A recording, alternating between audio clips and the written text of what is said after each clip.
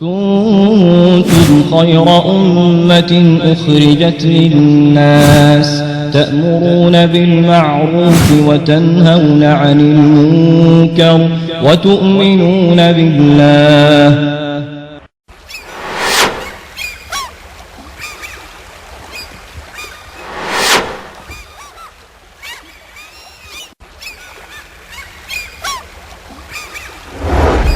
رسول اللہ صلی اللہ علیہ وسلم کے بارے میں سیدنا انس رضی اللہ عنہ فرماتے ہیں میں نے رسول اللہ صلی اللہ علیہ وسلم سے زیادہ بچوں کے ساتھ رحم کرنے والا کسی کو نہیں پایا. جو باپ اپنی اولاد کو بری گندی صحبتوں میں دیکھتا ہے اور منع نہیں کرتا وہ باپ اپنی اولاد کا دشمن ہے. صحیح مسلم میں پیارے حبیب محمد کریم صلی اللہ علیہ وسلم کا یہ فرمان نہ اپنی جان پہ بددعا کرو، نہ اپنی اولاد کے خلاف بددعا کرو، نہ اپنے مالوں پہ بددعا کرو.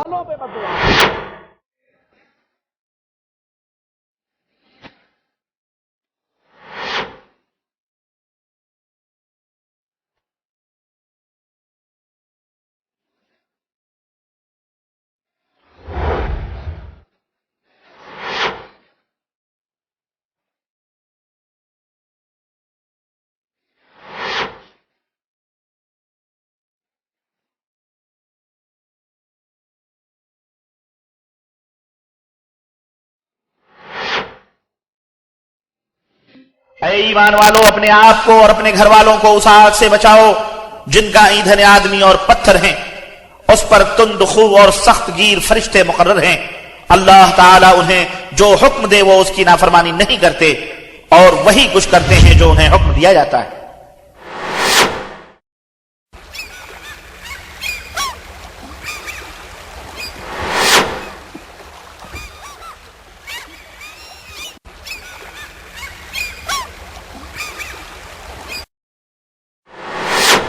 ان الحمد لله نحمده ونستعينه ونستغفره ونعوذ بالله من شرور انفسنا ومن سيئات اعمالنا من يهده الله فلا مضل له ومن يضلل فلا هادي له.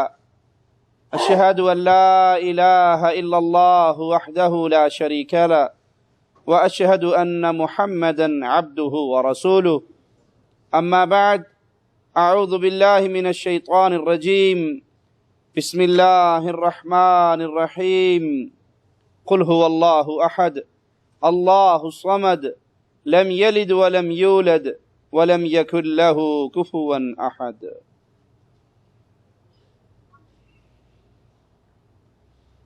اولاد ماں باپ کے لیے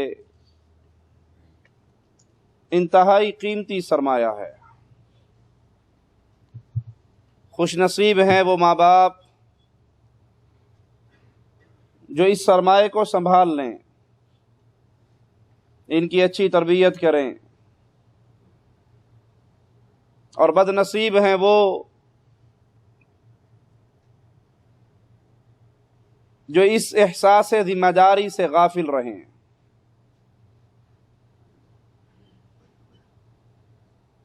کیونکہ جب یہ بچے جوانی کی عمر میں پہنچتے ہیں تو ماں باپ کی تربیت کا اثر ظاہر ہونا شروع ہو جاتا ہے. آئیے ان اسباب کی طرف جو اولاد کی خرابی کا ذریعہ بنتے ہیں.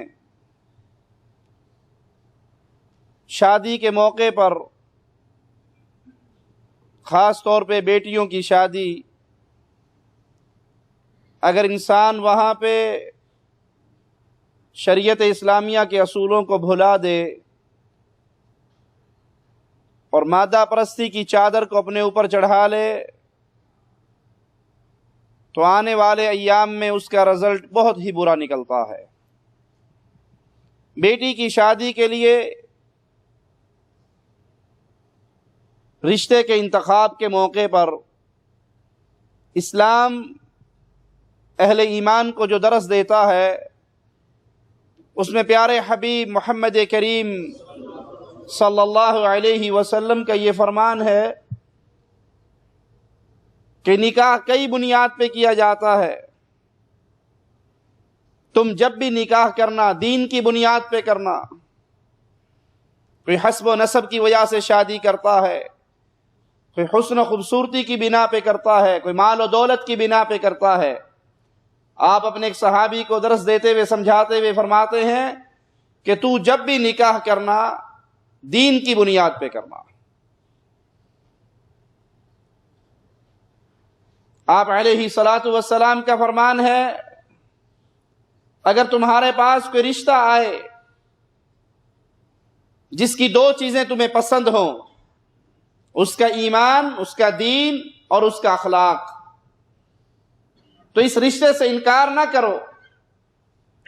اور اگر تم انکار کرتے ہو تو پھر ڈر جاؤ کہیں تمہیں کسی فتنے کا شکار نہ کر دیا جائے.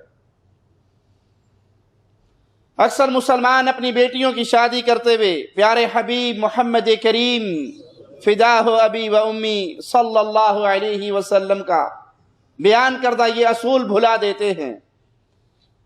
ان کی نگاہوں میں دنیا رہتی ہے, ہونے والا داماد ڈاکٹر ہو, انجینئر ہو, مالدار ہو, کار کوٹھی والا ہو, بنگلے والا ہو. اور دین کے حوالے سے 99% مسلمان ایسے ہیں الا من رحم ربی جن کو یہ فکر ہی نہیں رہتی یہ مسلمان بھی ہے یا نہیں, یہ موحد ہے یا مشرک ہے, یہ اہل سنت میں سے ہے یا اہل بدعت میں سے ہے, اس کا اللہ کے دین کے ساتھ کیا رشتہ ہے. اس چیز کو سوچنا بھی ان کے لیے دقیانوسی خیالات پر چلنے کے مترادف ہے. پھر اس کا نتیجہ کیا نکلتا ہے؟ ایک مواحدہ بیٹی مشرک کے نکاح میں ایک مسلمان عورت اہل شرک کے نکاح میں آ جاتی ہے, وہ اس کو تبدیل کرنے کی کوشش کرتی ہے, وہ نہیں ہوتا.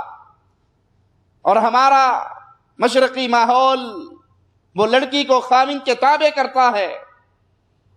نتیجتاً کتنی ہی وہ اہل ایمان لڑکیاں جو اہل شرک کے نکاح میں آنے کے بعد انہی کے عقیدوں پہ چلنے والی بن گئی. اب اس اولاد کی تربیت کی خرابی آپ کے ذمہ ہے. قیامت کے دن اس سوال کا جواب آپ نے اور میں نے دینا ہے. میرے اس جملے کو یاد رکھنا,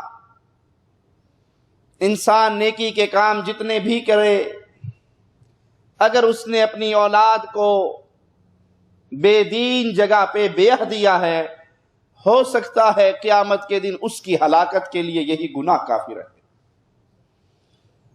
اسی طرح آپ اپنے گھر میں بہو لاتے ہوئے اسلام کے ان اصولوں کو بھلا دیں. کہیں قوم اور برادری, کہیں مال اور خوبصورتی کو اپنے لیے نمونہ کے طور پہ پسند کریں. وہ آنے والی بہو بڑی خوبصورت ہے, مان لیتا ہوں. آنے والی بہو بڑے اچھے خاندان آپ کے قوم قبیلے سے ہے, مان لیتا ہوں. آنے والی بہو حسب و نسب اور مال کے اندر بھی بڑی قوی ہے, مان لیتا ہوں. لیکن وہ مومنہ نہیں ہے, وہ موحدہ نہیں ہے, وہ اہل سنت میں سے نہیں ہے. تو آپ نے اپنی نسل کو اپنے ہاتھوں سے ہلاکت میں نہیں ڈال دیا. تو لازم ہے ماں باپ پر نکاح کے موقع پر, اور یہی دو موقع ہوتے ہیں پہچانے جانے کے, نکاح کا موقع یا غمی کا موقع. اور اکثریت ہماری ان دو موقعوں پہ کیا کہتی ہے, صاحب آج شادی بیاہ ہے, اب تو دین اسلام کی باتیں اپنے پاس رکھو. ہم نے مان لی آپ کی باتیں, 5 ٹائم نماز شروع کر دی, ہم نے مان لی آپ کی باتیں, داڑھی رکھ لی, ہم نے مان لی آپ کی باتیں, ختم تیجان نامہ 10واں 40واں قول برسی سے توبہ طائب ہو گئے. لیکن آج تو میرے بیٹے کی شادی ہے, آج تو میری بیٹی کی شادی ہے, اکلوتی اولاد ہے, آج تو نہ روکو.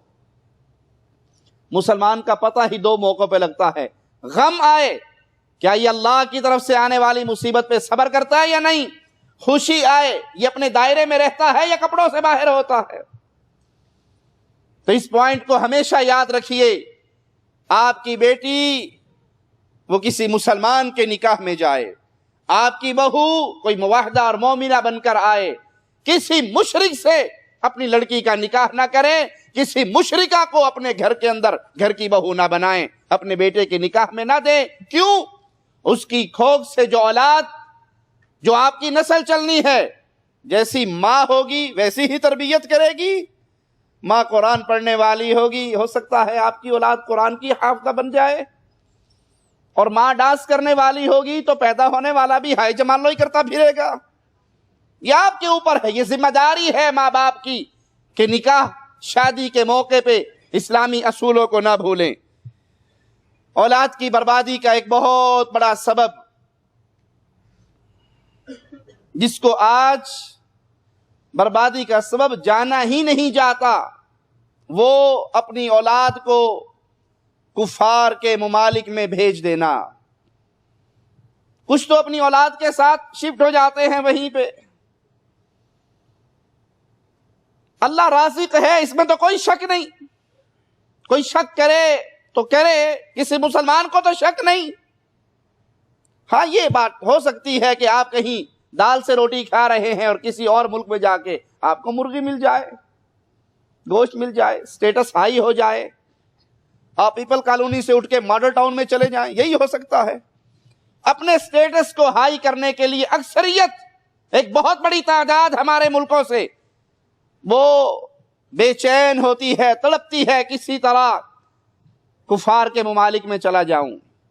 وہ پہلے خود کمانے کے لیے جاتا ہے، اول تو وہیں کہیں نہ کہیں سیٹنگ ہو جاتی ہے شادی کی، نہ ہو سکے انڈیا پاکستان میں آگے بھی کرے تو بڑی جلدی اولاد کو لے جاتا ہے، بڑا خوش، اجی بڑے مزے ہیں، کوئی ٹینشن نہیں، کوئی پریشانی نہیں، کوئی مال کی تنگی نہیں۔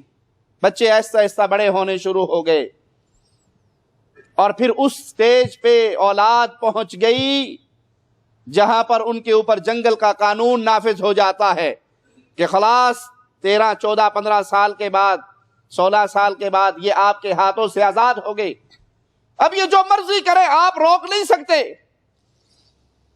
اور یہ خود جب آیا تھا کفار کے ملک میں 20، 22، 23، 24، 25 سال کا، اب اس کی اولاد 15، 16 تک پہنچ گئی، اب مڑ کے دیکھتا ہے تو سب کچھ برباد ہو گیا۔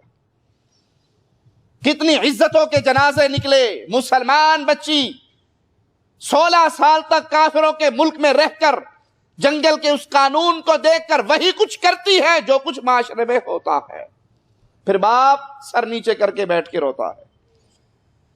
مجھے یاد ہے میرے شیخ دکتور وسیع اللہ عباس حافظہ اللہ، جو حرم شریف میں درس دیتے ہیں مکہ میں، وہ مجھے بتانے لگے کہ ایک شخص آیا ایک ملک سے، کفار کے ملک کا رہنے والا، اس نے کہا میرے پاس کروڑوں نہیں اربوں ہیں، بہت مالدار، بڑا میرا کاروبار، بہت کچھ اللہ نے مجھے دیا ہے، میں چلا گیا وہاں پہ سیٹ ہوا تجارت کی، بڑا تاجر بن گیا،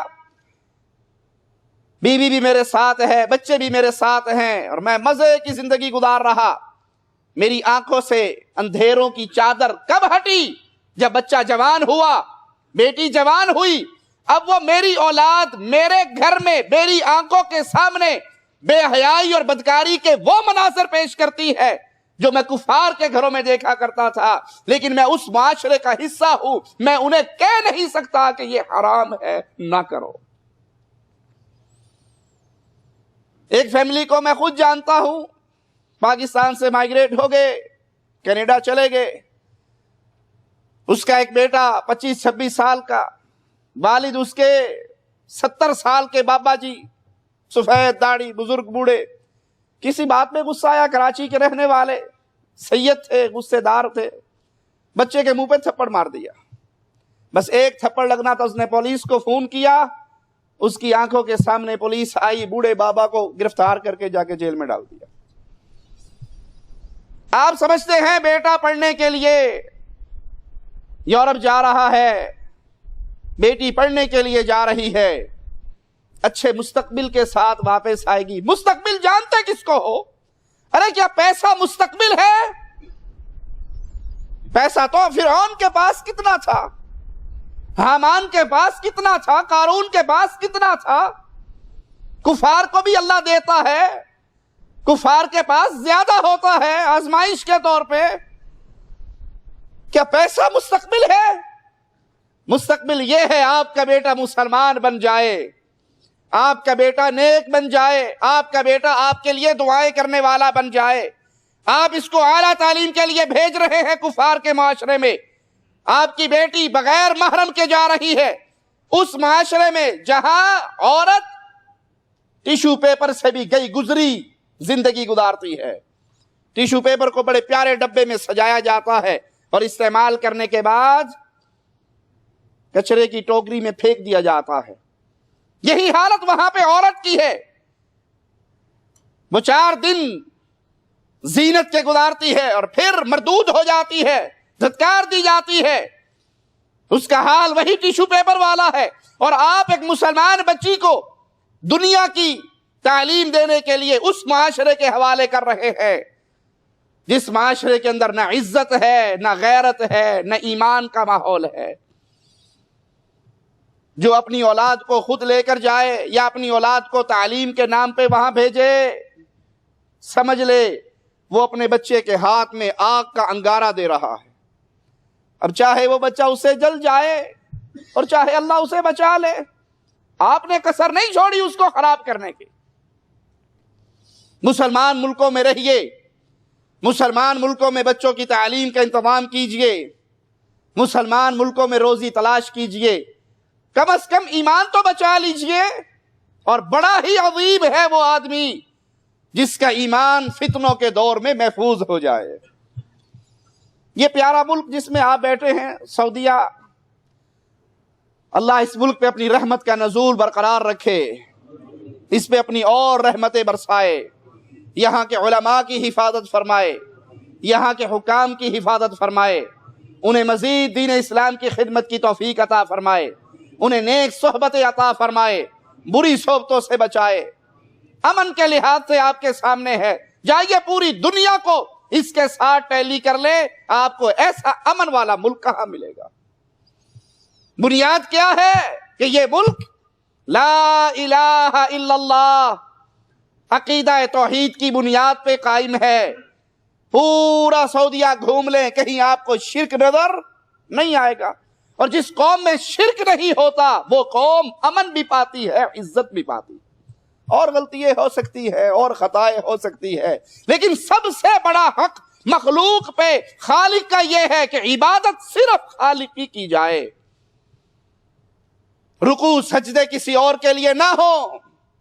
یہ مسلمان ممالک ہیں، ان میں رہیے، اپنی اولاد کو محفوظ کیجئے، ان کی تربیت کیجئے۔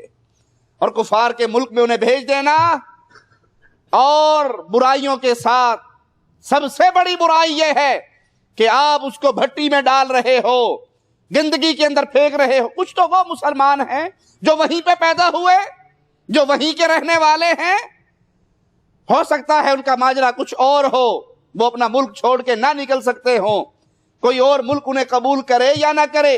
جو مسلمان ملکوں سے اٹھ کر بھاگ رہے ہیں، ایمبیسی کے سامنے چلے جائیں تو سینکڑوں کی لائنیں ہیں، مولویوں کے پاس جا کے تعویذ لے کر آتے ہیں، جی سویرے میں ویزے دی درخواست دینی ہے، 1000 روپے تسی لے لو، کوئی چنگا تکڑا تعویذ دے دیو میرا ویزا لگ جائے۔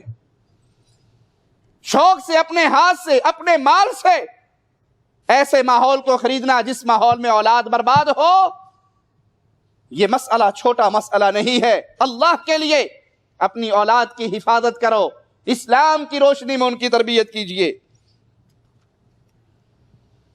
اولاد کی بری تربیت کے اسباب میں سے ایک سبب بیٹی کی پیدائش پہ ناراض ہونا، اور یہ عام ہے۔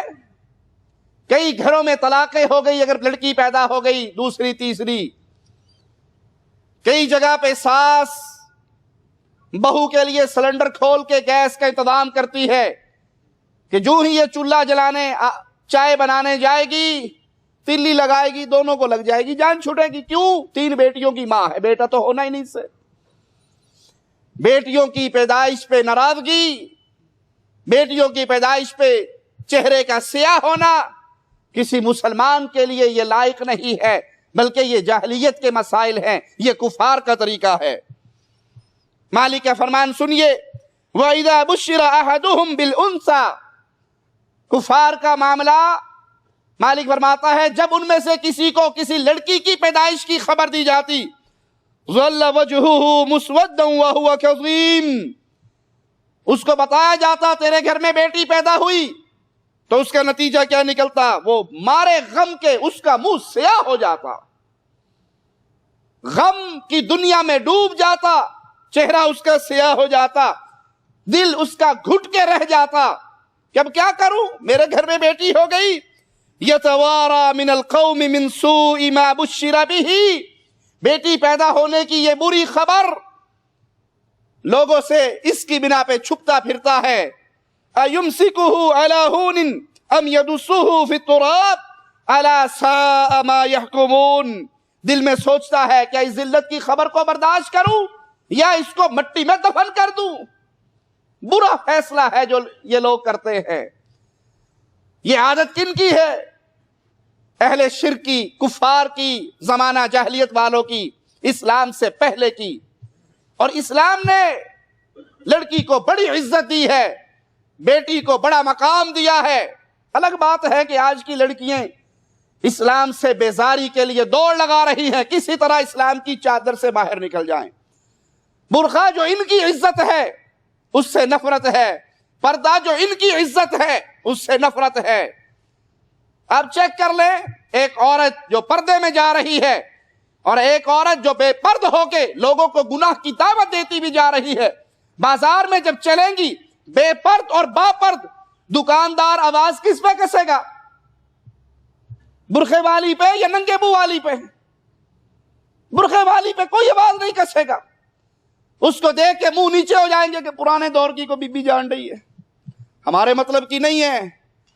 اور جس نے اپنا چہرہ کھولا ہوا، زلفیں کھولی ہوئی، ہاتھ کھلے ہوئے، منہ کھلے ہوئے، بغیر حجاب کے بھڑکیلے لباس پہن کے چل رہی ہے، یہ کھلا ہوا بازار کا سامان ہے، اس پہ ہر کوئی نگاہ بھی دوڑائے گا، زبان بھی چلائے گا۔ تو اے مسلمان بیٹی، اے مسلمان بہن، یہ برقع، یہ پردہ، یہ چادر اسلام نے تیری سیکورٹی کے لیے، تیری عزت کی حفاظت کے لیے دی ہے۔ آئیے پیارے حبیب محمد کریم صلی اللہ علیہ وسلم کا فرمان سنیں۔ مسند احمد میں یہ روایت ہے، اللہ کے پیارے حبیب علیہ السلام فرماتے ہیں، جس کو 3 لڑکیاں اللہ دے دے وہ ان کی نگرانی کرے، ان پہ خرچ کرے، ان کی دیکھ بھال کرے، پرورش کرے، نیک جگہ پہ ان کو بیاہ دے، یہ 3 لڑکیاں قیامت کے دن اس کے اور جہنم کے درمیان میں آڑ بن جائیں گی۔ ایک صحابی نے کہا، یا رسول اللہ صلی اللہ علیہ وسلم، اگر لڑکیاں 2 ہوں، اگر بیٹیاں 2 ہوں، تو فرمایا تب بھی یہ 2 بیٹیاں باپ کے لیے جہنم سے آڑ بن جائیں گی، اگر ان کی نیک تربیت کرے، ان پہ خرچ کرتے ہوئے دل برا نہ کرے، ان کا خیال رکھے۔ یہ عورت کی عزت ہے جو اسلام دے رہا ہے، یہ بیٹی کی شان ہے جو اسلام دے رہا ہے۔ رسول اللہ صلی اللہ علیہ وسلم ایک بڑا عظیم درس دے رہے جو ہمارے معاشرے کے اندر ختم ہو رہا ہے، یہ مسئلہ مٹ رہا ہے۔ اللہ نہ کرے کسی کی بیٹی کو طلاق ہو جائے اور وہ باپ کے گھر آئے، باپ کو اللہ یہ غم اور یہ دکھ نہ دکھائے، لیکن اگر یہ ہو جائے، بیٹی گھر آ جائے، اب بیٹی پہ خرچ کرنا باپ کو بہت برا لگتا ہے، جس کو اللہ بچائے بچائے۔ اکثریت کی حالت یہ ہے، وہ دل کے اندر تنگی سے اس پہ خرچ کرتا ہے۔ لیکن رسول اللہ صلی اللہ علیہ وسلم کا فرمان سنیں، اپنے صحابی سے کہتے ہیں، کیا میں تمہیں سب سے عظیم صدقہ نہ بتاؤں؟ صدقہ خیرات میں سب سے عظیم صدقہ؟ صحابی کہتے ہیں، جی یا رسول اللہ صلی اللہ علیہ وسلم بتائیے۔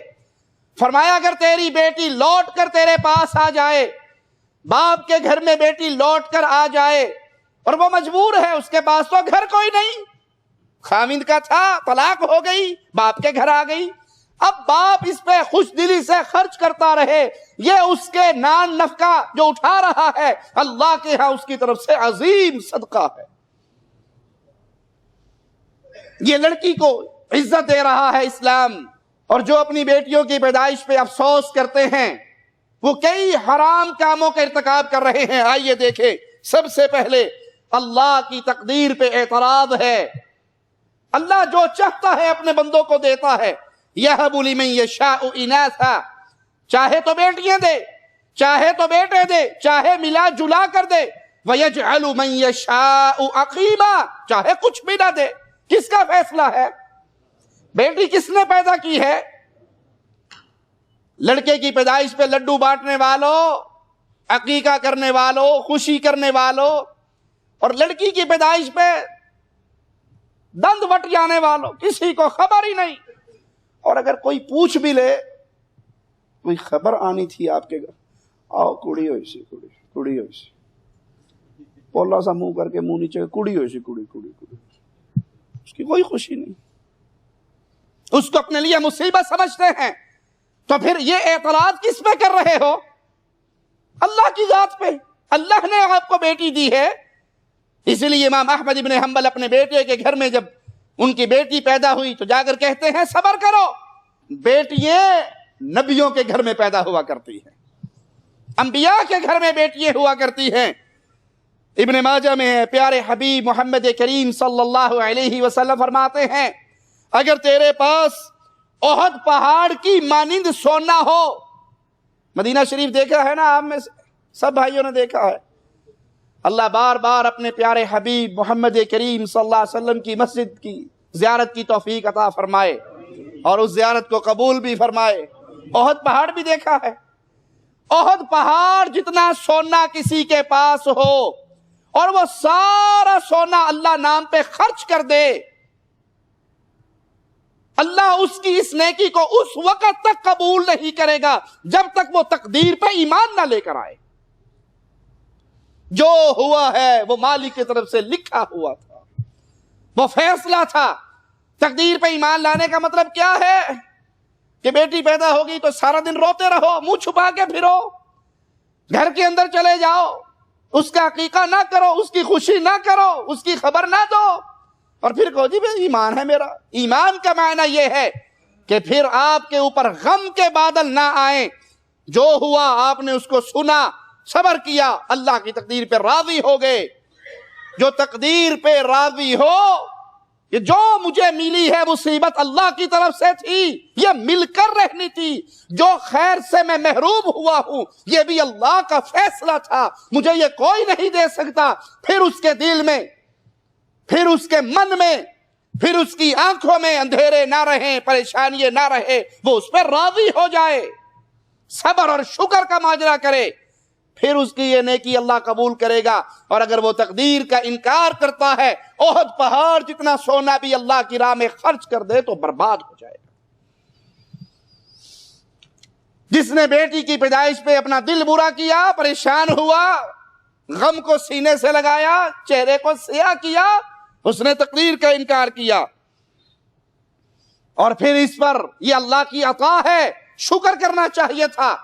دوسرا جرم یہ کر رہا ہے کہ اللہ کی عطا پہ نہ شکرہ بن رہا، اور تیسرا جرم یہ ہے کہ یہ جاہلیت کی وہ بری عادات ہے جس کو یہ اپنا رہا ہے۔ یہ مسلمانوں کا طریقہ نہیں ہے، اہل ایمان کا یہ درس نہیں ہے، رسول اللہ صلی اللہ علیہ وسلم کی شریعت کا یہ طریقہ نہیں ہے، بلکہ یہ کفار کی زمانہ جاہلیت کی عادات ہیں۔ اور ایک اور بات، وہ عورت کو اس بات کا پابند کر رہا ہے جو اس کے بس میں نہیں ہے۔ اکثر سنا ہوگا آپ نے 2 بیٹیوں کی پیدائش، 3 بیٹیوں کی پیدائش پہ مجھے بیٹا چاہیے، سانس بھی ڈنڈا لے کے کھڑی ہو جاتی، اگلی دفعہ اگر بیٹی ہوئی تو خلاص، کک آؤٹ، میں اپنے بیٹے کی اور شادی کروا دوں گی۔ تجھے بیٹا چاہیے تو رات کو اللہ کے سامنے رو، تجھے بیٹا چاہیے اللہ سے دعائیں کر، تو لڑکی سے کہہ رہی ہے بیٹا دے، لڑکا لڑکی دینا اس کے بس میں ہے؟ بیٹی کی پیدائش پہ ناراض ہونے والا ایک اور جرم کیا کرتا ہے، وہ عورت سے اس چیز کا مطالبہ کرتا ہے جس چیز کا اختیار عورت کو نہیں ہے۔ اور ایک اور جرم اس میں یہ بھی ہے کہ اس میں عورت کی توہین ہے، اس مسئلے میں عورت کی توہین ہے۔ عورت آپ کی ماں ہے، اگر لڑکیوں سے اتنی ہی نفرت ہے آپ کو، سوچو آپ کی ماں بھی تو ایک لڑکی ہے نا، وہ بھی تو کسی باپ کے گھر میں پیدا ہوئی، اور اگر وہ پیدا نہ ہوتی تو بھی پیدا نہ ہوتا، تیری نسل اس کے پیٹ سے چلی ہے۔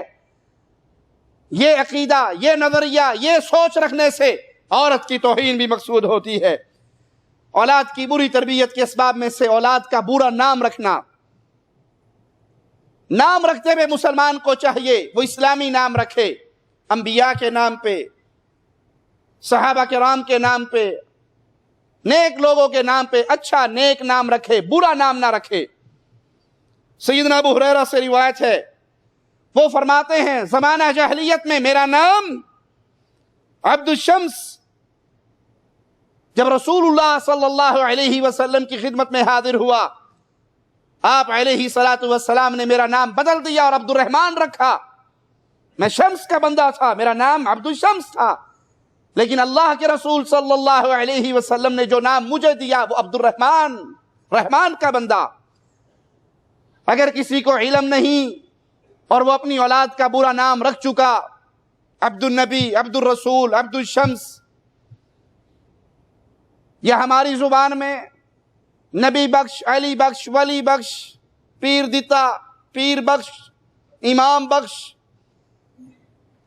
عبد الزہرا، عبد المصطفیٰ، یہ تمام نام شرکیہ نام ہیں۔ یہ انسان اپنے اللہ کا بندہ ہے، نہ وہ نبی کا بندہ، نہ وہ علی کا بندہ، نہ وہ بزرگوں کا بندہ، نہ اس کو کسی پیر بابے نے بخشا ہے۔ بخشنے والا، عطا کرنے والا کون ہے؟ وہ ایک اللہ ہے۔ اگر کسی نے غلطی کے اندر یہ نام رکھ بھی دیا تو وہ اصلاح کرے اپنے بچے کے نام کی، عبداللہ نام رکھے، عبد النبی سے چینج کرے، عبد المصطفیٰ سے چینج کرے، پیر دیتا نام کو بدل دے، اللہ دیتا، یہ اللہ کا دیا ہوا ہے۔ شرک نے ایسے دماغوں کو مفلوج کر دیا ہے، جس چیز کو ہم اعلیٰ چیز سمجھتے ہیں اس کی نسبت پیروں کی طرف کرتے ہیں، اور جس کو گھٹیا چیز سمجھتے ہیں اس کی نسبت، لڑکوں کا نام آپ سنو گے پیر دیتا، پیر بخش، نبی بخش، علی بخش، ولی بخش، لیکن میں نے اپنی زندگی میں آج تک کوئی پیر دتی نہیں دیکھی۔ پیر دتے تو بہت دیکھے، پیر دتی نہیں دیکھی۔ لڑکی ہو جائے تو اس کا نام رکھنا پڑے۔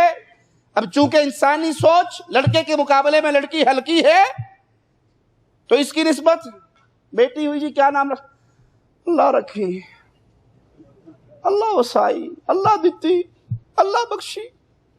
اب وہ اللہ بخشی ہے، وہ اللہ وسائی ہے، وہ اللہ رکھی ہے۔ بیٹا ہو تو پیروں کی طرف نسبت، جن کے مرنے سے ان کی اپنے یتیم ہو گئے تھے، اور لڑکی ہو تو اس کے جی بس مجبوری، اللہ کا فیصلہ، جی اللہ کی مرضی۔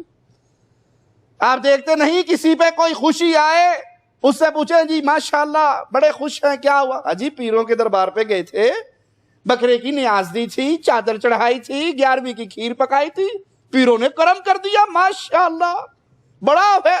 باپ بیمار تھا، بڑے علاج کروائے، جس دن 11ویں دے کر آیا بابا 11ویں والا نے ابا جان کو ٹھیک کر دیا، ماشاءاللہ۔ پیروں کے کیا، اب اچھائی آئی ہے تو نسبت کدھر؟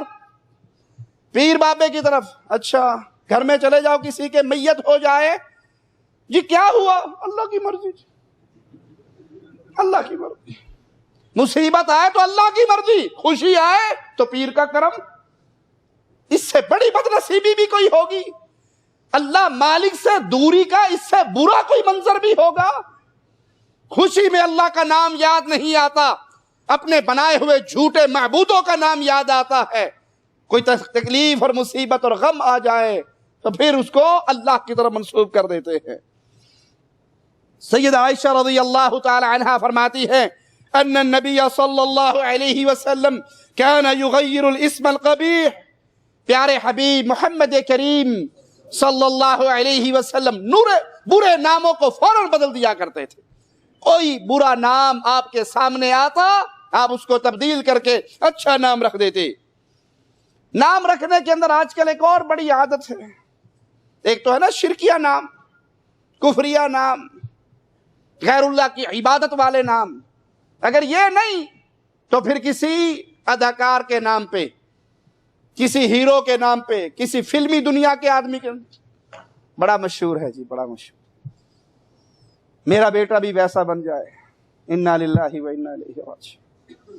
آپ کا بیٹا ویسا بن جائے، مرنے کے بعد آپ کی قبر میں ٹھنڈی ہوا آئے گی؟ یہ گائے گا، یہ ڈانس کرے گا، یہ ناچے گا، کوئی کہے گا ماشاءاللہ اللہ اس کے باپ کو بخشے، بڑا پیارا ڈانس سکھایا اس نے اپنے بیٹے کو، کہے گا۔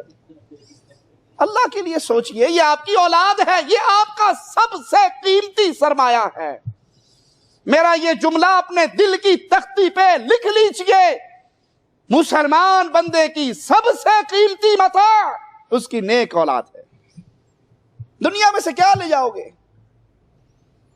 نہ مال آپ کے ساتھ جائے گا، نہ دولت آپ کے ساتھ جائے گی، نہ آپ کی مرنے کے بعد آپ کی بیوی آپ کے قبر میں مرے گی، آئے گی۔ چھیتی لے جاؤ بابے نو، بہت دیر ہو گئی ہے۔ وہاں اگر کچھ ملے گا تو آپ کی اولاد کی دعائیں ملیں گی۔ ابھی سے آپ نے اس کا نام کنجروں کے نام پہ رکھنا شروع کر دیا، یہ کوئی اچھی تربیت کی اینٹ رکھی ہے آپ نے؟ یا ایک بیماری اور ہے نام رکھنے میں، ایسا نام رکھو جو اس سے پہلے کسی نے نہ رکھا ہو۔ بیماری ہے عورتوں کو، پیدائش سے، ڈلیوری سے 1 مہینہ پہلے گھر میں کتابیں آ جائیں گی، ناموں کی کتابیں لاؤ جی، تلاش کر رہے، نہیں جی یہ نام تو ہمارے چچا کے بیٹے کا، یہ نام خالہ کے بیٹے کا، یہ نام پھوپھی کے بیٹے کا، ارے اس کا باپ اور ہے، اس کا باپ اور ہے، وہ عبد الرحمن بن عبداللہ ہے، یہ عبد الرحمن بن محمد ہے، باپ الگ ہے، نسل تو باپ سے چلنی ہے، نہیں جی نہیں یہ نام نہیں۔ ایسا نام ڈھونڈو بھلے اس نام کا کوئی معنی بنے یا نہ بنے۔ مجھے یاد ہے پاکستان سے ایک دفعہ آ رہا ایئرپورٹ پہ، میرے سامنے ایک بھائی کا بریف کیس پڑا، خان صاحب تھے وہ، ان کے پیچھے میرا نمبر، میں کھڑا ہوا، اچانک میری نظر اس پہ پڑ گئی اور اس کے بریف کیس میں اس کا نام لکھا ہوا عرش ربی، انا للہ و انا الیہ راجعون۔ تو اللہ کا عرش کیسے بن گیا؟ نام رکھتے ہوئے دیکھیے وہ اسلامی نام ہو اور اس میں رسول اللہ صلی اللہ علیہ وسلم نے جو ہمیں تربیت دی ہے۔ آئیے پیارے حبیب کا فرمان سنیے، ابو داؤد کے اندر یہ حدیث موجود ہے، آپ نے فرمایا انکم تدعون یوم القیامت باسمائکم واسماء آبائکم فاحسنوا اسماءکم، قیامت کے دن تمہیں تمہارے ناموں سے اور تمہارے باپ کے ناموں سے پکارا جائے گا تو اچھا نام رکھو۔ تمہیں قیامت کے دن کس نام سے پکارا جائے گا؟ تمہارے نام سے اور تمہارے باپ کے نام سے۔ یہ مسئلہ بھی حل ہوا۔ پوچھنے والے پوچھیں قیامت کے دن ماں کے نام سے پکارا جائے گا، ابو داؤد کی یہ روایت بتا رہی ہے کہ قیامت کے دن باپ کے نام سے پکارا جائے گا، اور نسل ماں کے نام سے نہیں چلتی۔ مسلمانوں کی نسل کہاں سے چلتی ہے؟ باپ کے نام سے۔ ماں کے نام سے نسل وہاں چلتی ہے جہاں نکاح نہیں ہوتا، جہاں گرل فرینڈ ہوتی ہے، 4 دن اس کے ساتھ، 4 دن اس کے ساتھ، اگلے 4 دن کے لیے کوئی اور مل جائے گا۔ یہ مسلمانوں کا ملک ہے، یہ مسلمانوں کا معاشرہ ہے۔ اس معاشرے میں اسلام کی اقدار کو نافذ کیجئے، غالب رہنے دیجئے، اچھے نام رکھیے۔ قیامت کے دن آپ کو آپ کے ناموں سے، آپ کے آبا کے ناموں سے، والد کے نام سے پکارا جائے گا تو اچھا نام رکھو۔ ہمارے ہاں اچھا نام رکھا بھی جائے، پنجاب کے رہنے والے خاص طور پہ اس نام کا ایسا بیڑا غرق کریں گے، ایسا بدلیں گے، وہ کچھ سے کچھ ہو جائے گا۔ عبد الرحمن مثال کے طور پہ کسی بھائی نے نام رکھ لیا، یا تو وہ عبد الرحمن سے مانی، وہ مانی کتنے، مانی کون ہے بھائی؟ عبد الرحمن تو ویسے نام ہے، پیار سے مانی کہتے ہیں اسے۔ آپ نے پیار سے نام ہی بگاڑنا ہے، اور بہت بڑا گناہ ہے کسی کا نام بگاڑنا۔ یہ رحمان، عبد الرحمن ہے، وہ رحمان کہیں گے اسے، بھائی یہ عبد الرحمن رحمان کا بندہ ہے، اور رحمان میرے مالک کے ناموں میں سے ہے۔ عبد الرحمن رحمان کا بندہ، اس کو رحمان کہہ کے نہ پکاریے۔ کسی کا نام عبداللہ ہو، آپ اسے اللہ کہہ کے پکاریں گے؟ وہ اللہ کا بندہ ہے۔ اسی طرح عبد الرحمن رحمان کا بندہ، اس کو رحمان نہ کہیے بلکہ عبد الرحمن کہیے۔ جو نام رکھا گیا ہے اس اچھے نام سے پکاریے۔ اور قرآن حکیم کا یہ فرمان اپنے ذہن میں یاد رکھیے، وَلَا تَنَابَزُوا بِالْأَلْقَابِ، کسی کو برے لقب سے، برے نام سے نہ پکارو، اس کے نام کو نہ بگاڑو۔ اولاد کی بری تربیت کے اسباب میں سے ایک سبب باپ کا اکثر اپنے گھر سے غائب رہنا۔ کبھی وہ تجارت کے نام پہ غائب ہے، ان سے پوچھا جائے جی آپ تو مہینہ مہینہ گھر نہیں داخل ہوتے، بیٹا کہاں گیا، کہاں سے آیا، کس سے ملا، کیا کھایا، کہاں سویا؟ اجی وہ تو ٹھیک ہے، لیکن دیکھو میں جتنی محنت کر رہا ہوں اولاد کے لیے تو کر رہا ہوں۔ ارے آپ کے گھر سے غائب ہونے کے بعد آپ کی اولاد کو برے دوست مل گئے، یہ برباد ہو گئی۔ آپ نے اولاد کے لیے کروڑوں کمایا، وہ کروڑوں سے مسجد بنائیں گے یا سینما بنائیں گے؟ اصل تو اولاد کی تربیت ہے، مال ثانوی حیثیت رکھتا ہے۔ باپ کا ان پہ نگران بننا، ان کی ذمہ داری کو ادا کرنا، یہ بہت ضروری ہے۔ مال کمائیے، تجارت کیجئے، لیکن کبھی نہ بھولیے کہ میں نے لوٹ کے اپنے گھر آنا ہے۔ مجھے پتا ہو میرا بیٹا گھر سے کب نکلا، گھر سے کب آیا، اس کو ملنے کون گیا، یہ کس کو ملنے گیا۔ آپ والد ہیں، اور خاص طور پہ لڑکپن کی عمر 10 سال سے لے کے 16-17 سال تک کی یہ عمر وہ عمر ہے کہ باپ کا اپنی آنکھوں کو کھولنا بہت ضروری ہے۔ اسی عمر کے اندر برے دوست ملتے ہیں جو بچوں کی صحبت کو بدل دیتے ہیں، اور اس طرح اچھا بھلا نیک بچہ بھی برائی کی راہ پہ چل پڑتا ہے۔ کچھ باپوں کو شوق ہوتا ہے سیر و سیاحت کا، چلے جی سیر کر آئے۔ اب وہ سیر کے بہانے 1 مہینے سے غائب ہے، چھٹیاں آئی تو 3 مہینے سے غائب ہے، اسے نہیں پتا اولاد کا کیا حال ہے۔ کچھ کو یہ بیماری نہیں ہوتی، انہیں ایک اور بیماری ہوتی ہے۔ میرے کچھ قریبی عزیز اور دوست ہیں جن کو بڑی ان کے فیملی تعلقات ہیں ہمارے ساتھ، جب ان سے پوچھے ہاں جی ابو جان کہاں ہیں، بجی ماشاءاللہ 4 مہینے لگا کے جماعت کے ساتھ آئے، 15 دن گھر رہے، پھر 4 مہینے کے لیے نکل گئے۔ سال کے لیے جماعت کے ساتھ گئے، واپس آئے، 2 مہینے گھر گزارے، سال کے لیے پھر نکل گئے۔ ارے بھائی آپ کی سب سے بڑی ذمہ داری آپ کا گھر ہے، آپ کی بیوی، آپ کے بچے، آپ کی اولاد۔ آپ کو شوق پڑا ہے معاشرے کی اصلاح کرنے کا، اور آپ کے اپنے بچے برباد ہو گئے۔ یہ بالکل ایسے ہے کہ آپ اصل زر کو ضائع کر دو اور پرافٹ کے پیچھے بھاگتے رہو۔ وہ بچہ ایک پیالے کے اندر تیل لینے گیا، پنجابی میں کہتے ہیں کہ 10 روپے کی چیز لو تو وہ چھوٹا گفٹ بھی دیتے ہیں، چونگا کہتے ہیں اسے، چونگا۔ وہ پیالے میں تیل لینے گیا، کہا بیٹا اس میں جھونگا بھی تیرا ہدیہ ہے، وہ بھی لینا۔ کہ چچا وہ کہاں لوں؟ کہا وہ ادھر ڈال دو۔ پیالہ الٹا کر دیا، سارا تیل نیچے گر گیا، جو نیچے چھوٹی سی ٹیکری ہے وہاں پہ جھونگا ڈال کے لے کے آیا۔ امی جان تیل کے ساتھ جھونگا ملا ہے۔ بیٹے ماشاءاللہ تیل کدھر ہے؟ امی وہ ادھر ہے۔ تیل بھی گیا، چونگا بھی گیا۔ آپ 1 سال کے لیے گھر سے غائب ہو گئے، 1 سال آپ کے اپنے لختے جگر نے نماز نہیں پڑھی، یہ گناہ کس کے کھاتے میں ہے؟ یہ الگ بحث ہے کہ ان کے ساتھ جانا، ان کی کتابوں کے اندر شرکیہ واقعات کی بھرمار، وہ ایک الگ ماجرا ہے۔ آپ کا گھر سے 1 سال کے لیے غائب ہونا، 4 مہینوں کے لیے غائب ہونا، یہ اولاد کی تربیت کی خرابی میں بہت بڑا کردار رکھتا ہے۔ اسی طرح ایک اور برائی، کوئی دوسری شادی کر لے، دوسری شادی کرنے کے بعد، دوسری شادی برائی نہیں ہے، یہ نہ سمجھنا کہ ایک اور برائی دوسری شادی کر لے، دوسری شادی جائز ہے۔ برائی کیا ہے؟ دوسری شادی کرنے کے بعد پہلی عورت سے اور اس کی اولاد سے منہ موڑ لے، اور اکثریت یہی کردار ادا کرتی ہے، الا من رحم ربی، جس کو اللہ بچائے تو بچائے۔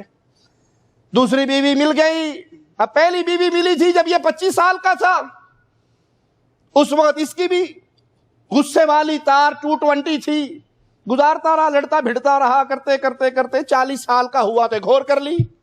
اب 40 سال کی عمر میں جو بیگم ملی، اب اس کا وہ 220 110 پہ آ گیا، غصہ ٹھنڈا ہو گیا، مچ مر گیا، عمر کے 40 بہاریں گزر گئی، اب اس کے لاڈ اٹھاتا پھر رہا ہے اور لے کے سیرے کروا رہا، گھوم رہا۔ بھائی آپ اس کو سیر کروا رہے ہو، آپ کی پہلی اولاد وہ برباد ہو رہی ہے۔ شادی کیجئے، اللہ نے حق دیا ہے مرد کو، وہ 2 کرے، وہ 3 کرے، وہ 4 کرے، لیکن اگر اس نے احساس ذمہ داری کو بھلا دیا اور پہلی اولاد سے، پہلی عورت سے منہ موڑ لیا، آپ کی یہ اولاد جو دوسری سے ہوگی، آپ 70 سال کے ہوں گے، یہ 10 سال کا ہوگا، یہ آپ کا سہارا تو نہیں بنے گا نا؟ جو آپ کی سہارا تھی، جو آپ کے دست و بازو تھے، آپ دوسری بیوی میں ایسے مگن ہوئے، پہلی اولاد شرابی بن گئی، جواری بن گئی، نشئی بن گئی، بھنگ اور چرس پینے والی بن گئی، آپ نے اس کی طرف توجہ نہیں کی، آپ نے اصل زر کو ضائع کر دیا۔ دوسری شادی کے بعد پہلی اولاد سے منہ موڑنا وہ خرابی کا سبب بنتا ہے کہ سارا کا سارا گھر برباد ہو جاتا ہے۔ اسی طرح مائیں اپنے گھروں سے باہر غائب رہتی ہیں، بازار جا رہی ہیں، شاپنگ کر رہی ہے۔ یہ بازار کی شاپنگ مردوں کا کام ہے، یہ بازار سے سودے سلف لانا مردوں کا کام ہے یا بیٹوں کا کام ہے؟ عورت کا کام گھر کی چار دیواری ہے۔ اگر مجبوراً نکلنا پڑے تو وہ جائے، اپنا سودا سلف شرعی حدود و قیود کے مطابق خریدے اور فوراً اپنے گھر کو لوٹے۔ اور جہاں پر آپ دیکھ لیں یہ بڑے بڑے بازار، دکاندار بیچارہ دکان کھولنے کے لیے بعد میں آتا ہے، عورتوں کی لائن پہلے لگی ہوتی ہے۔ مائیں اس طرح بازاروں سے میں رچی بسی بھی ہیں کہ گھر کا احساس ہی نہیں۔ تو مجھے یاد ہے ایک جگہ سے گزرتے ہوئے 2 ہوٹل ساتھ ساتھ تھے، ایک ہوٹل پہ بورڈ لگا ہوا ماما غدینا، ماما دوپہر کا کھانا دو، اگلے ہوٹل پہ بورڈ لگا ماما بابا عشینا، بابا بارو لے کے آ، تو بازار کا کھانا کھلا۔ عادت بن چکی ہے کہ ماں باپ روز رات کو آؤٹنگ کے لیے نکلتے ہیں اور بچے گھر کے اندر برباد ہو رہے۔ 5-6 بچے ہیں آپ کے، آپ دونوں غائب ہو گئے، آپ اپنی سیر و سیاحت کے اندر لطف لے رہے ہیں، اور جو آپ کی اولاد ہے وہ کہاں ہے، وہ کس کھاتے میں ہے، وہ کس کے حوالے کر کے آئے ہو؟ تو ماں کا اس طرح گھروں سے باہر رہنا، کبھی محفلوں میں، کبھی پروگراموں میں، کبھی بازاروں میں، یہ بھی اولاد کی تربیت کے اندر خلل کا ایک سبب ہے۔ بہت اچھا قول ہے کسی کا کہ یتیم وہ نہیں ہوتے جن کے ماں باپ مر جاتے ہیں، یتیم وہ نہیں ہوتے جن کے ماں باپ مر جاتے ہیں، یتیم وہ ہوتے ہیں جن کے ماں باپ زندگی میں ہی ان سے منہ موڑ لیتے ہیں۔ انہیں اپنا پتا ہے، بس اپنے اللہ تللے یاد ہیں، اولاد کا حق نہیں یاد، ان کی تربیت کا حق نہیں یاد۔ اولاد کو بددعا دینا ایک بہت بڑی برائی ہے جو ہمارے معاشرے میں، اللہ بچائے کسی کو بچے، ورنہ عام ہے۔ چھوڑی سی بیٹے سے غلطی ہو گئی، بیٹی سے غلطی ہو گئی، منڈی ٹوٹیا، ٹٹ پہنیا، کیڑے پہن تینوں، وہ پھٹے منہ تیرا، گالیوں شروع۔ آپ کو دعائیں نہیں یاد؟ اللہ آپ کو ہدایت دے، اللہ آپ پہ رحم فرمائے، اللہ آپ کی اصلاح کرے، اللہ آپ کا دل پھیرے، اللہ آپ کو نیک توفیق دے، یہ نہیں کہہ سکتے؟ ٹوٹ پہنا کہنے کے لیے تو زبان ہلی ہے نا، پھٹے منہ تیرا، لاکھ لعنت تیرے پہ، زبان ہلی، اس جگہ پہ زبان ہلاؤ، اللہ تجھ پہ رحم کرے، اللہ تیری اصلاح کرے، اللہ تجھے ہدایت دے، اللہ تجھے نیک بنائے۔ آپ نے غصہ ہی نکالنا ہے تو دعا دے کے نکال لو۔ اولاد کو بد دعائیں دینا، کیوں؟ آپ کے منہ سے بد دعا نکلی، پتہ نہیں وہی وقت قبولیت کا ہوا۔ جو حدیث میں مشہور قصہ نہیں ہے اس نیک آدمی کا جو نماز پڑھ رہا، ماں اس کو بلا رہی اور پھر آئی دیکھی وہ نماز پڑھی، کا اس وقت تک تو نہ مرے جب تک فاحشہ عورت کا منہ نہ دیکھ لے۔ ماں نے بد دعا دے دی، غصے میں قبول ہو گئی اور وہی ہوا۔ وہ نیک آدمی تھا، ایک بدکارہ تیار ہو کے آئی اس کے ساتھ، لوگوں کو دعویٰ کر کے کہ میں اس کو خراب کروں گی، وہ خراب نہ ہو سکا، یہ کسی چرواہے سے جا کر منہ کالا کر آئی اور بچہ پیدا ہونے کے نام اسی کا نام لگا دیا کہ یہ اس کا بچہ ہے۔ لوگوں نے آ کے اس کی مسجد کو توڑ دی۔ ماں کی بد دعا، باپ کی بد دعا بہت اثر رکھتی ہے۔ اللہ کے لیے اپنی اولاد کو دعا نہیں دے سکتے تو کم از کم بد دعا تو نہ دو۔ ماں کو غصہ آتا ہے، تو کبھی سکون نہیں پائے گا، تو کبھی آرام نہیں پائے گا۔ ریاض کے اندر ہمارے ایک دوست ہیں، میں ان کا ذاتی واقعہ جانتا ہوں، بڑے کھاتے پیتے، بڑے مالدار، کسی بات پہ ماں کو ناراض کر دیا، ماں نے ناراض ہو کے ایسی بد دعا دی، وہ کروڑوں پتی سے کم ہوتا ہوا آ کے اب وہ کہتا مجھے گھر چلانا مشکل ہو گیا ہے۔ ماں کی بد دعا کسی وقت قبول ہو جائے۔ اسی لیے صحیح مسلم میں پیارے حبیب محمد کریم صلی اللہ علیہ وسلم کا یہ فرمان مذکور ہے، سنیے اور اس پہ عمل کیجئے، اپنی زبانوں کو روکیے، اپنے بچوں کی اصلاح کی دعا کیجئے، انہیں بد دعا نہ دیجئے۔ لا تدعوا على انفسکم ولا تدعوا على اولادکم ولا تدعوا على اموالکم، نہ اپنی جان پہ بد دعا کرو، نہ اپنی اولاد کے خلاف بد دعا کرو، نہ اپنے مالوں پہ بد دعا کرو۔ اپنے لیے بھی اللہ سے جب مانگو خیر مانگو، اولاد کے لیے بھی اللہ سے جب مانگو خیر مانگو، اپنے مال کے لیے بھی اللہ سے جب سوال کرو تو خیر کا کرو۔ کیوں؟ لا توافقوا من اللہ ساعة یسأل فیہا عطان فیستجیب لکم، ہو سکتا ہے جب تم یہ بد دعا کر رہے ہو وہ اس وقت سے موافق ہو جائے جس میں دعائیں قبول ہوتی ہے، اور تمہاری بد دعا تمہارے اوپر قبول ہو جائے، تمہاری اولاد پہ قبول ہو جائے، تمہارے مالوں پہ قبول ہو جائے۔ بد اخلاقی اور بد کلامی پر ان کی تربیت نہ کیجیے، بچوں کو بری مجلسوں سے بچائیں، برے دوستوں سے بچائیں، گندی تہذیب کی انہیں اجازت نہ دیں، ان کے ماحول کا خیال رکھیں، ان کے دوستوں کا خیال رکھیں، ان کے لباس کا خیال رکھیں، تنگ لباس، ٹائٹ لباس، چست لباس۔ 10 سال تک بچے کو انگریز کا، کفار کا لباس پہنایا جائے ان کے طور طریقوں پہ، اور 10 سال کے بعد امید رکھی جائے کہ یہ اسلامی لباس پہنے گا، کیسے ہو سکتا؟ بچے کو شروع سے ڈھیلا ڈھالا لباس، آپ ابتدا سے اس کو پجامے چڑھا رہے ہیں، جینز کی پینٹیں پہنا رہے ہیں جو اس کے ٹخنے سے نیچے ہیں، اور وہ 10 11 12 سال تک کا وہ پینٹیں پہنتے پہنتے اس کا عادی اور رسیہ ہو گیا۔ 12 سال سے اس کے ٹخنوں سے کپڑا اس کے نیچے رہا، اب آپ اسے کہو بیٹا یہ حرام ہے، یہ گناہ ہے، جو کپڑا ٹخنوں سے نیچے اتنی جگہ آگ میں جلنے والی ہے، وہ کہاں بات مانے گا آپ کی؟ ابتدا سے اس کو اسلامی لباس دیں، اسلامی تہذیب دیں، اسلامی ماحول دیں۔ اپنے کلام کا خیال رکھیں، زبان کا خیال رکھیں۔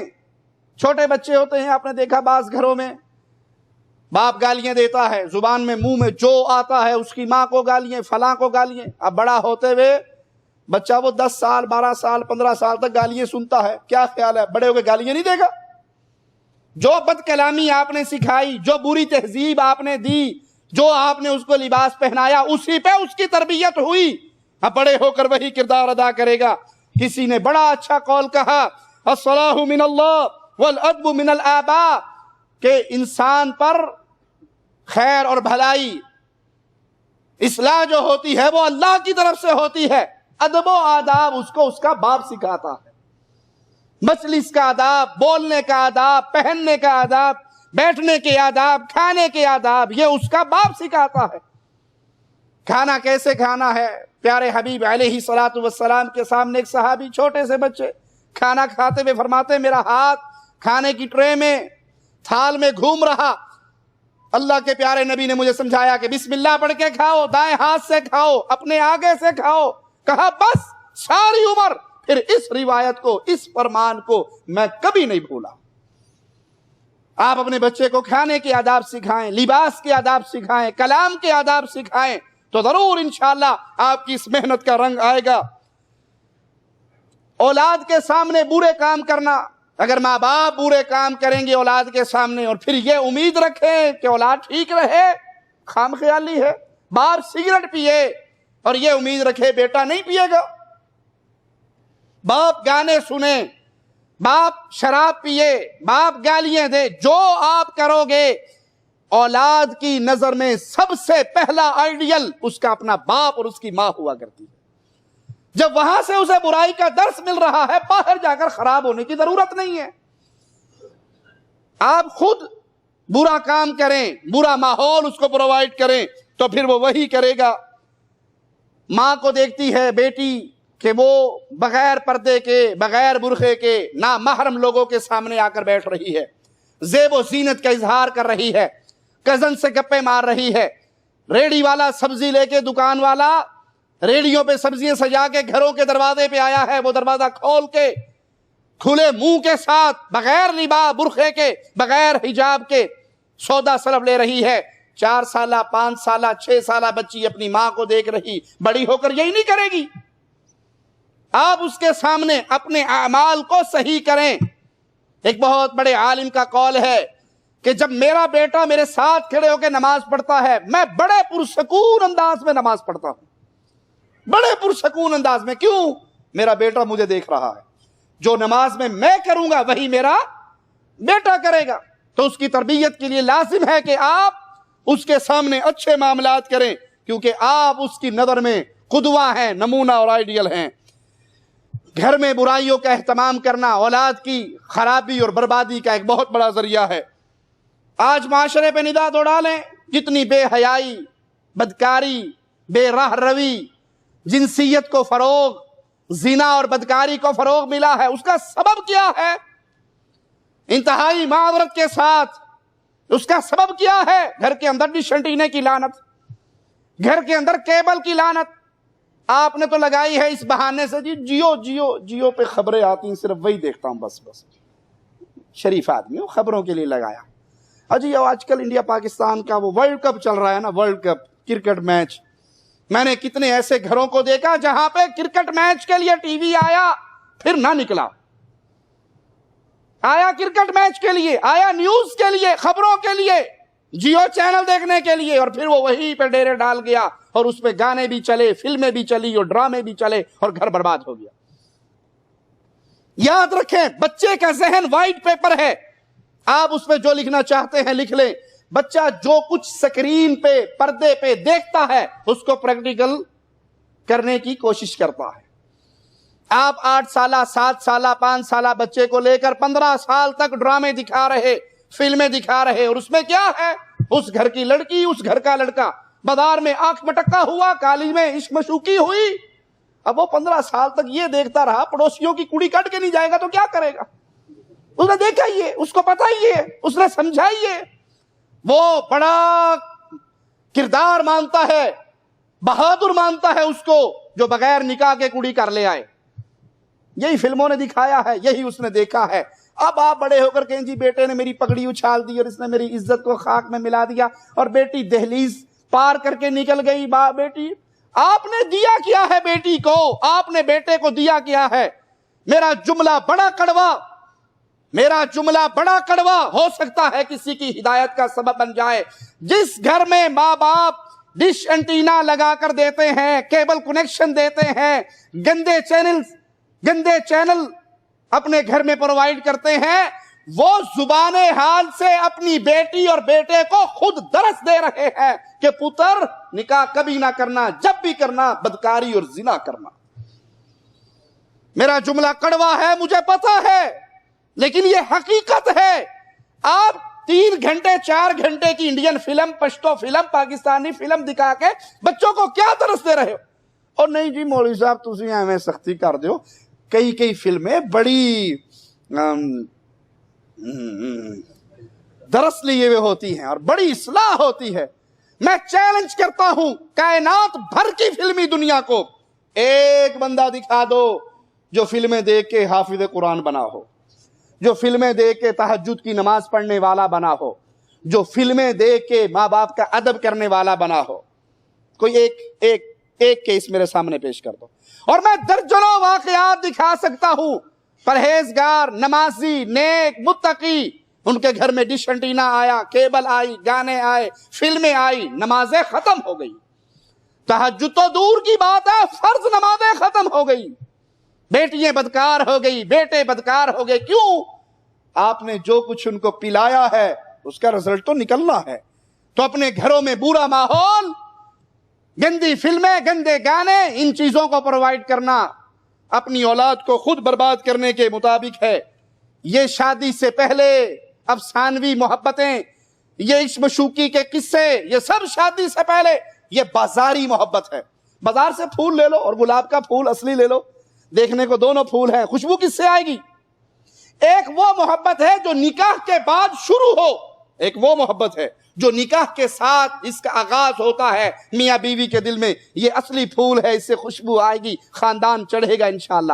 اور ایک بازاری ہے، ماں سے چھپ کے لڑکی لڑکے کو فون کر رہی، لڑکا لڑکی کو فون کر رہا اور معاملات طے کر رہے، جی بالکل میں آسمان سے تارے کیا پورا چاند توڑ کے تیرے قدموں میں رکھ دوں۔ وہ لڑکی کہتی ایک دفعہ میں آ جاؤں آپ کے سارے غم ختم کر دوں گی۔ وہ جب آ جاتا کہتا روٹی پکا کے دیجیے، تو مجھے بات کی نہیں تھی آپ نے پہلے، روٹی کیوں پکاواں؟ تو نے تو کہا تھا بس میں تجھے تکتا رہوں گا، تو مجھے تکتی رہنا اور بازار سے کھانا آتا رہے گا۔ اب کہتا ہے پانڈے تو یہ بازاری محبت ہے، یہ بازاری عشق مشوقیے ہیں، یہ جھوٹی باتیں ہیں، یہ شادی سے پہلے کا لو برباد کر دیتا ہے، اور شادی کے بعد کی محبت وہ خاندان کو قائم رکھتی ہے۔ یہ کہاں سے ملا بچی کو؟ یہ درس کس نے دیا؟ ماں نے دیا، باپ نے دیا، ڈش اینٹینا دونوں نے لگایا۔ اور اس میں مجھے معاف کرنا، باپ کا اتنا قصور نہیں جتنا ماں کا قصور ہوتا ہے۔ باپ آ رہا ہے انڈیا پاکستان اپنے پردیس کاٹ کے بیگم پہلے فون کرتی ہے، پڑوس میں ڈش انٹینا لگ گیا، ادھر پڑوس میں رنگین چینل ٹیلی ویژن والے آ گئے، میرے گھر جو ریڈ وہی ہے یہ مجھے تانے دیتی ہیں میری سہیلیاں کہ تیرا بندہ سعودیہ کمانڈے ہے، تو نے ٹی وی بھی نہیں لیا، اس دفعہ اگر ٹی وی نہ لائے 15 دن ناراض رہوں گی۔ بندہ کہتا مہینے دی چھٹی، 15 دن بڈھی ناراض رہی، فائدہ وہ بڑا سارا بدماش چینل ٹیلی ویژن خرید کے جا کے اس میں گندے پروگرام پرووائڈ کرتا ہے۔ جی ٹھیک ہے، دیکھو آپ کیا دے رہے ہو، یہی رزلٹ نکلے گا آپ کی اولاد میں، اور جس کی اولاد برباد ہو گئی اس کا سب کچھ برباد ہو گیا۔ اللہ اس آزمائش سے سب کو بچائے۔